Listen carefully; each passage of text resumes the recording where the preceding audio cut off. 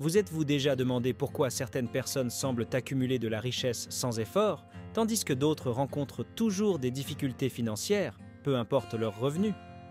La vérité, c'est que le succès financier ne dépend pas seulement de l'argent que vous gagnez, mais de la façon dont vous le gérez. Et malheureusement, beaucoup de gens commettent des erreurs financières sans même s'en rendre compte, ce qui les maintient bloqués dans le même cycle, incapables d'atteindre une véritable indépendance. La bonne nouvelle, c'est qu'une fois que vous prenez conscience de ces erreurs, vous pouvez commencer à les éviter et enfin prendre le contrôle de votre avenir financier. Dans la vidéo d'aujourd'hui, je vais vous révéler les 5 plus grandes erreurs financières qui vous empêchent de devenir riche et, surtout, comment les corriger. La 4e erreur est la plus dangereuse, car elle érode discrètement votre patrimoine sans que vous ne vous en rendiez compte. Restez jusqu'à la fin pour vous assurer que vous ne tombez pas dans ces pièges courants. Laissez un commentaire. Cela aide énormément notre chaîne et ne vous coûte rien. De cette façon, nous pourrons continuer à vous proposer du contenu de qualité. L'un des plus grands pièges financiers dans lequel les gens tombent est d'augmenter leurs dépenses, à mesure que leurs revenus augmentent. Cela semble naturel après tout, si vous gagnez plus d'argent, pourquoi ne pas améliorer votre style de vie? Le problème, c'est que cette habitude vous maintient coincé dans le même cycle financier, peu importe combien vous gagnez. Beaucoup de personnes à haut revenu se retrouvent encore endettées parce qu'elles dépensent tout ce qu'elles gagnent, sans laisser de place à la création de richesses. La clé pour briser ce cycle est de vivre en dessous de ses moyens et d'investir la différence. Imaginez 2 personnes qui gagnent 5 000 par mois l'une, dépensent 4 800 et épargnent 200, tandis que l'autre dépense 3 500 et investit 1 500. Avec le temps, la deuxième personne accumulera de la richesse, tandis que la première restera coincée dans une situation où elle dépend entièrement de son salaire. La différence ne réside pas dans ce qu'elle gagne, mais dans ce qu'elle conserve et investisse. Un excellent moyen de contrôler ses dépenses est de se fixer des objectifs financiers clairs et de suivre où va son argent. Commencez par analyser vos dépenses, combien sont consacrées aux besoins essentiels et combien sont simplement liés à une inflation de votre style de vie. En faisant de petits ajustements, comme supprimer des abonnements inutiles ou manger moins souvent au restaurant, vous pouvez libérer de l'argent pour construire votre avenir financier.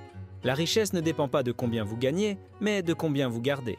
La vie est pleine de surprises, certaines bonnes, d'autres mauvaises. Une urgence médicale, une panne de voiture ou même une perte d'emploi soudaine peuvent mettre vos finances en péril. Sans une épargne de précaution, la plupart des gens sont contraints de recourir aux cartes de crédit ou aux prêts, ce qui peut les enfermer dans un dangereux cercle vicieux d'endettement. C'est pourquoi avoir un fonds d'urgence n'est pas seulement une bonne idée, c'est une nécessité pour assurer votre sécurité financière. Un fonds d'urgence solide devrait couvrir au moins 6 mois de dépenses essentielles. Pensez-y comme un filet de sécurité financière qui vous protège des imprévus de la vie. L'idéal est de placer cet argent sur un compte d'épargne à rendement élevé ou dans un autre investissement liquide et peu risqué. De cette manière, il reste accessible en cas de besoin, tout en générant des intérêts avec le temps.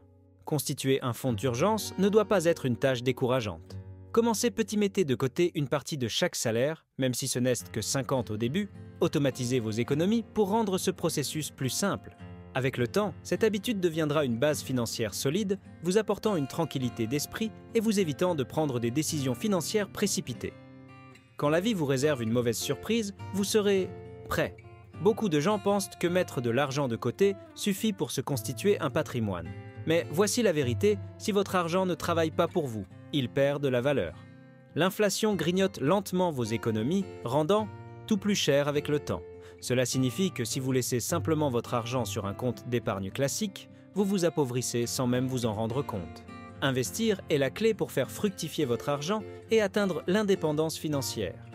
La bourse, l'immobilier et d'autres opportunités d'investissement permettent à votre argent de se multiplier avec le temps. Par exemple, si vous investissez 10 000 avec un rendement annuel moyen de 8, en 20 ans, cette somme pourrait dépasser 46 000. C'est la puissance des intérêts composés. Plus vous commencez tôt, plus votre argent a le temps de croître. Si vous ne savez pas par où commencer, commencez simplement le fonds indiciel, les ETF ou même un compte de retraite comme un PER sont d'excellentes options. Ces solutions vous permettent d'investir de manière passive tout en limitant les risques. L'étape la plus importante est de passer à l'action. Plus vous attendez, plus il sera difficile de rattraper le retard.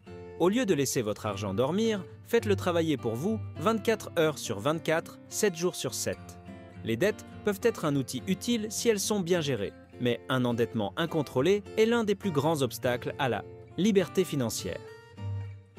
Les dettes à taux d'intérêt élevés, comme les soldes de cartes de crédit et les prêts à court terme, peuvent vous piéger dans un cycle où vous ne faites que payer des intérêts sans jamais vraiment avancer. Plus vous accumulez de dettes, plus il devient difficile d'épargner, d'investir et de construire votre patrimoine.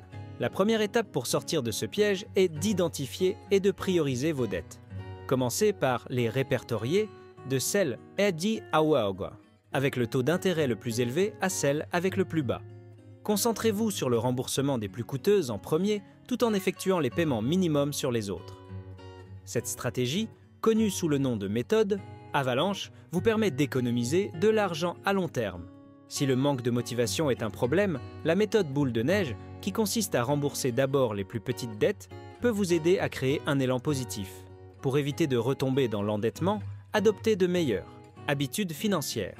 Cessez d'utiliser le crédit pour les dépenses quotidiennes et privilégiez les paiements en espèces ou par carte de débit lorsque c'est possible. Établissez un budget strict, suivez vos dépenses et concentrez-vous sur l'augmentation de vos revenus.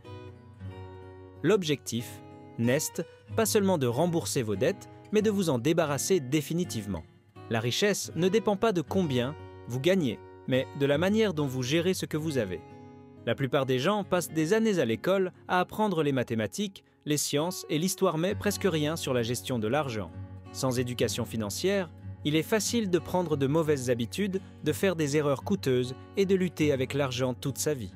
La vérité, c'est que la liberté financière ne repose pas sur la chance, mais sur la connaissance et des décisions intelligentes. Le meilleur moyen d'améliorer votre intelligence financière est de continuer à apprendre. Lisez des livres, comme Père riche, Père pauvre de Robert Kiyosaki, L'homme le plus riche de Babylone de George S. Clason et Psychologie de l'argent de Morgan Housel. Suivez des experts, regardez des vidéos, suivez des formations. Considérez l'éducation financière comme un investissement pour votre avenir. Plus vous en savez, meilleures seront vos décisions financières. Vous n'avez pas besoin de devenir un expert du jour au lendemain. Commencez par appliquer de petits enseignements, établissez un budget, fixez-vous des objectifs financiers et prenez des décisions réfléchies avec votre argent. Chaque pas que vous faites vous rapproche de l'indépendance financière. La richesse ne dépend pas uniquement de vos revenus, mais aussi de la manière dont vous gérez, investissez et faites fructifier ce que vous avez. Plus vous commencez tôt, plus vite vous changerez votre avenir financier. Éviter ces 5 erreurs financières peut transformer complètement votre avenir. La différence entre rester bloqué et atteindre la liberté financière ne dépend pas seulement de combien vous gagnez, mais surtout des choix que vous faites avec votre argent. De petits ajustements aujourd'hui peuvent produire d'énormes résultats sur le long terme. Avez-vous déjà commis l'une de ces erreurs? Et surtout, quelles actions allez-vous mettre en place pour y remédier? Dites-le moi dans les commentaires. Le succès financier commence par la prise de conscience, mais le véritable changement se produit lorsque vous passez à l'action. Si vous avez trouvé cette vidéo utile, pensez à vous abonner à la chaîne et à activer les notifications pour ne manquer aucun de nos prochains contenus. Votre parcours vers la liberté financière commence maintenant, bâtissons notre richesse ensemble.